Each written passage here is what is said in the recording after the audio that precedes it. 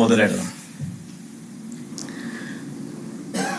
ఇవాళ రాష్ట్రంలో కరువు ఎంత తీవ్రంగా ఉంది అన్నది మొట్టమొదటిగా అందరం కూడా ఫస్ట్ అర్థం చేసుకుంటే, ఆ తర్వాత ఇలాంటి కరువు తీవ్రతలో చంద్రబాబు నాయుడు గారు స్పందించిన తీరు మీద ఆ తర్వాత అందరికీ కూడా అర్థమవుతుంది ఏ మాదిరిగా చంద్రబాబు నాయుడు గారు అన్యాయంగా ప్రవర్తిస్తూ ఉన్నాడు అనే దాని మీద. ఇంత తీవ్రంగా కూడా కరువు ఉన్నప్పటికీ కూడా చంద్రబాబు నాయుడు గారు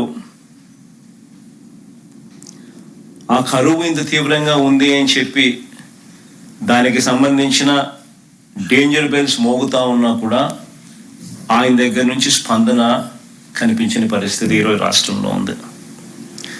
ఇవాళకి రాష్ట్ర వ్యాప్తంగా వర్షపాతం లోటు అంటే జూన్, జూలై, ఆగస్టు నెల 25, 26 తారీఖుల దాకా తీసుకుంటే, జూన్, జూలై, ఆగస్ట్ 25, 26 తారీఖుల దాకా తీసుకుంటే -52% రాష్ట్రంలో ఈరోజు వర్షపాతం లోటు.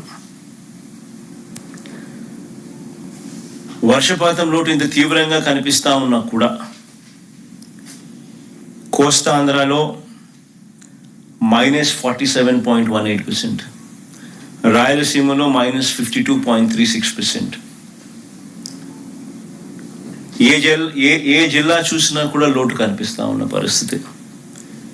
కానీ ఇంత దారుణమైన పరిస్థితి ఉన్నా కూడా చంద్రబాబు నాయుడు గారు కుంభకర్ణుడిని తలపిస్తూ నిద్ర నటిస్తూనే ఉన్నాడు తప్ప రైతులకు మంచి చేసే కార్యక్రమాలు ఇంతవరకు ఏది కూడా చేస్తూ అడుగులు పడలేదు.